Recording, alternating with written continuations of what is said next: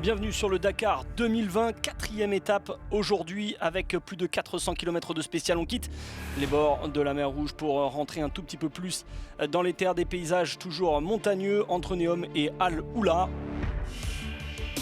Un terrain de jeu parfait pour la troisième évolution du plus grand rallye raid du monde. Des voitures qui partent toujours dans l'inconnu, dans ces paysages désertiques que l'on découvre. Il y en a un qui les découvre un tout petit peu moins que les autres, c'est le héros local, Al Rajhi. Il profite de son avantage d'être à domicile, il a bien commencé, il est quatrième au général. Il n'est pas tout à fait dans le rythme des meilleurs.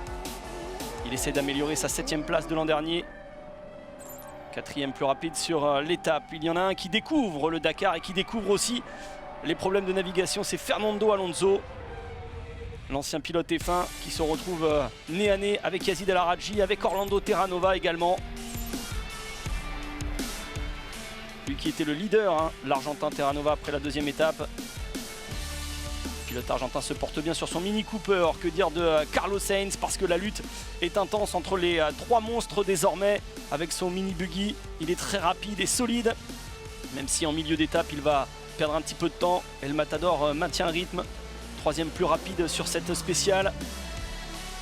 Et là, on a un très beau point de vue pour admirer cette bataille entre Carlos Sainz, Nasser Al-Attiyah et Stefan Peter Hansel sur cette quatrième étape. Nasser Al-Attiyah qui essaie de se débarrasser des Mini avec son Toyota Hilux sur ces terrains rocheux. Deuxième donc au général, mais le Qatari a été pénalisé de 3 minutes la nuit passée parce qu'il a été sur le chemin de Carlos Sainz, il l'a ralenti, un déficit à rattraper donc pour lui.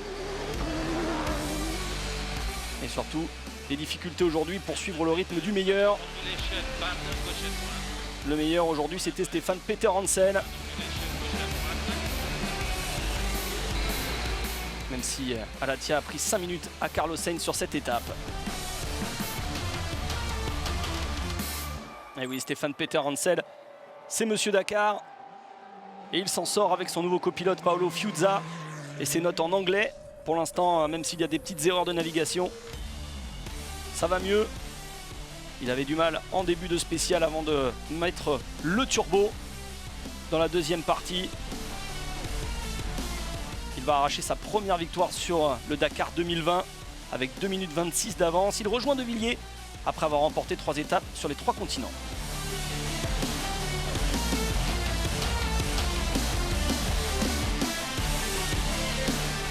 On s'est perdu une fois et on a crevé une fois, donc la spéciale parfaite est encore pas réalisée, mais au moins ça fait plaisir de gagner une spéciale. 4 étapes, 4 vainqueurs différents, mais Carlos Sainz est toujours leader au général avec 3 minutes d'avance sur Al-Attiyah et un peu plus de 10 minutes sur Stefan Peter Hansel.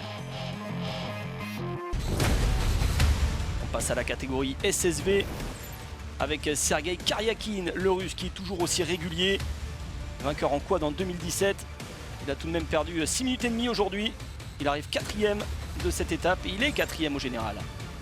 Aaron Donzala, il avait remporté à la surprise générale la première étape. Le Polonais qui est loin au général et qui est plus habitué avec les voitures termine 2e.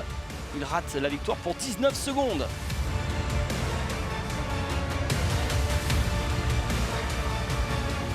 Un homme s'est bien adapté sur le Dakar, c'est Austin Jones. L'Américain de 23 ans décroche la 3e place à 7 minutes et demie de la tête au général pour ses débuts. Il profite donc de cette belle spéciale. Mais il y a une belle victoire d'étape pour Mitchell Guthrie, 22 ans, qui fait des merveilles sur son OT3. Bonne nouvelle pour l'équipe après l'abandon de Cyril Després et Mike Horn. Et Chaleco Lopez, lui, voulait imiter son compatriote en moto, Cornero et Casale en quad pour ajouter une autre victoire d'étape, mais il a perdu du temps dans la section finale. Il termine 6e, il glisse au 2e rang au général. Hinoro à 3 minutes d'avance. C'est la grande surprise, l'Espagnol, dans cette catégorie SSV.